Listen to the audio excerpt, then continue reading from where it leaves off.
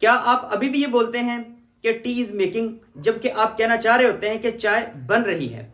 तो 90% Pakistani students present continuous tense को तो सीख लेते हैं, लेकिन वो उसमें एक वर्ड बीइंग लगाना भूल जाते हैं, जिससे उसके सारे सेंटेंसेस जो है वो गलत हो जाते हैं। तो आज हम वो एक फार्मूला सीखेंगे कि जिसमें हम आप एक लफ्ज लगा के अपनी गलत इंग्लिश को प्रोफेशनल बना सकते हैं। और ये वीडियो आपको पैसिवाइज सेंटेंस में कंप्लीट माहिर कर देगी, लेकिन आपको उसके लिए इस वीडियो को एंड तक देखना है, क्योंकि इसके एंड में हम आपको वो सेंटेंसेस बताएंगे कि जिनमें सब्जेक्ट नहीं होता, जैसे कमरा साफ हो रहा है। Passive voice of present continuous tense. तरीका इस टेंस के सेंटेंसेस को पैसिव वॉइस बनाने का तरीका है कि सबसे पहले मफूल कहते हैं ऑब्जेक्ट को, मफूल को शुरू में फाइली हालत में लाते हैं, उसके बाद हेल्पिंग वर्ब लगाते हैं, फिर फेल की तीसरी हालत आती है। एक बात आप जहन में रखना कि पैसिव वॉइस में हमेशा फेल की तीसरी हालत आती है। उसके बाद बाय लगाने के बाद फाइल को मफूली हालत में लाया जाता है। अब इसका एक शॉर्ट फार्मूला है जो जिसको आप जहन में बिठा के इजीली इसको आप याद कर सकते हैं तरीके को। सब्जेक्ट, ये तो आपको पता है कि हमेशा थर्ड फॉर्म आती है पैसिव वॉइस में, फिर बाय लगाने के बाद आपने ऑब्जेक्ट लगाना है। तो अब आप देखें कि वो फूल तोड़ रही है, शी इज प्लकिंग फ्लावर्स। अब शुरू में हमने लगाना है फ्लावर्स। अब आपने जहन में रखना है कि ये ऑब्जेक्ट को हमने सब्जेक्ट बना दिया है। अब इसके साथ is being, am being, are being में से एक आएगा। अब जबकि फ्लावर्स जो है ये एक प्लूरल जो है वो वर्ड है, तो इसके साथ हम लगाएंगे आर बीइंग, क्योंकि ये जमा है तो इसके साथ आर बीइंग लगाएंगे।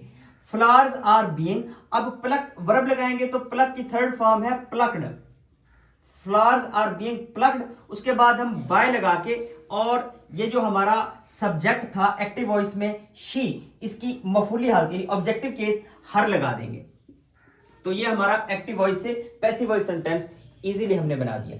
नॉवल नगार एक दिलचस्प नावल लिख रहा है। अब देखिए जी, इसका एक्टिव वॉइस है the novelist is writing an interesting novel. तो जब हम इसको पैसिव वॉइस करेंगे तो इसका ये ऑब्जेक्ट है an interesting novel, an interesting novel is being. अब ये सिंगुलर है तो इसके साथ इज बीइंग आएगा, इज बीइंग।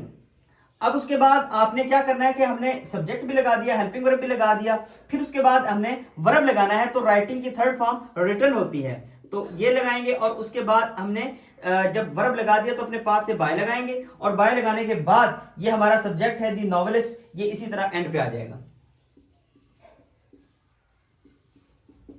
तो स्टूडेंट्स यहां तक तो आपने सीख लिया जो एक्टिव को पैसिव में कैसे करना, प्रेजेंट कंटिन्यूअस के सेंटेंसेस को। तो अब आपने अगर इसके नेगेटिव इंटेरोगेटिव सेंटेंसेस को मिस कर दिया तो हो सकता है कि ये मेहनत भी आपकी बेकार हो जाए। तो आइए हम उनको करते हैं। नेगेटिव सेंटेंसेस के नेगेटिव सेंटेंस को हम जब पैसिवाइज करेंगे तो किस तरह करेंगे? इसमें द थीफ ये शुरू में आ जाएगा, ये सब्जेक्ट बन जाएगा द थीफ, और ये द थीफ लगाने के बाद हमने इज एम आर, और फिर उसके बाद नॉट, और फिर बीइंग लगाना। ये बात आपने ज़हन में रखनी है। द थीफ एक सिंगुलर सब्जेक्ट है तो इसके साथ लगाएंगे इज, और इसके साथ नॉट, और आगे इसके साथ आ जाएगा जी बीइंग। ये इसका कंप्लीट हेल्पिंग वर्ब हो गया और सब्जेक्ट हो गया। कैच की थर्ड फॉर्म काट। उसके बाद आपने बाय लगाना है, और इसका जो ये सब्जेक्ट था इसको हमने ऑब्जेक्ट बना देना है बाय द पुलिस। ये ले जी, ये हमारा जो सिंपल सेंटेंस था प्रेजेंट कंटिन्यूअस का, उसको हमने नेगेटिव कर दिया। अब देखें जी इंटेरोगेटिव सेंटेंसेस। जब हम इस टेंस के सेंटेंसेस को इंटेरोगेटिव बनाएंगे तो क्या करेंगे कि शुरू में इज एम आर में से एक आएगा, फिर उसके बाद सब्जेक्ट लगाएंगे और फिर बीइंग लगाएंगे। ये बात आपने जहन में रखनी है कि is being, am being, are being को इकट्ठा स्टार्ट में नहीं लिखना जब हमने इंटेरोगेटिव सेंटेंसेस बनाने हैं।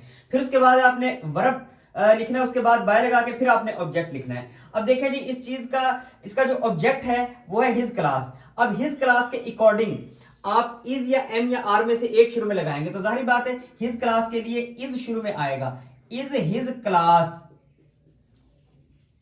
Is his class. अब उसके बाद आपने बीइंग लगाना है, इज हिज क्लास बीइंग। अब टीच की third form taught, is his class being taught.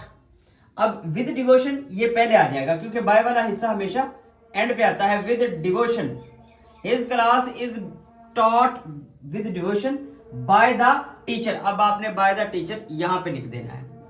अब देखें जी ये आपका जो सेंटेंस था ये इंटेरोगेटिव बन गया है। अब देखिए जी फर्दर इंटेरोगेटिव सेंटेंसेस, अब जिनमें मजीद सवाल इस्तेलाह है जिन सेंटेंसेस में यूज की गई हों, तो उनको हमने कैसे करना है कि सवाल इस्तेलाह स्टार्ट में आएगी, फिर उसके बाद इज एम आर में से एक, फिर सब्जेक्ट, फिर बीइंग, फिर वर्ब और फिर बाय लगा के फिर हमने ऑब्जेक्ट लगाना है, जो उसका सब्जेक्ट होगा उसको ऑब्जेक्ट बना देना है। वो कब अपने दुश्मन को माफ कर रहे हैं, where are they forgiving their enemy. अब इसको हम किस तरह करेंगे कि स्टार्ट में हम वेयर लिख देंगे और वेयर लिखने के बाद यहां पे आएगा is there enemy, is there enemy being, यहां पे बीइंग आएगा क्योंकि सब्जेक्ट हमने लगा दिया है। Where is there enemy being for given, third form for given by the की मफूली हालत देम, बाय देम। तो अब आप देखें कि इंतहाई अहम हम टॉपिक पे आ गए हैं, जो पैसिवाइज का आखिरी टॉपिक है कि वो सेंटेंसेस जिनमें सब्जेक्ट ही नहीं होता तो उनको हम कैसे जो है पैसिवाइज बना रहे होते हैं। जैसे स्टूडेंट्स को कहा जाए कि कमरा साफ हो रहा है तो वो कहेंगे द रूम इज क्लीनिंग, लेकिन इससे तो इसका मतलब ये होगा कि कमरा खुद को साफ कर रहा है, इसकी इंग्लिश बिल्कुल गलत है। तो अब आप देखें कि कमरा साफ हो रहा है, the room is being, the room is being cleaned. चाय बन रही है, T is being prepared. Pizza भेजा जा रहा है, द पिट्सा, इसकी प्रोनाउंसिएशन पिट्सा होती है, पिज्जा नहीं होती। The pizza is being delivered.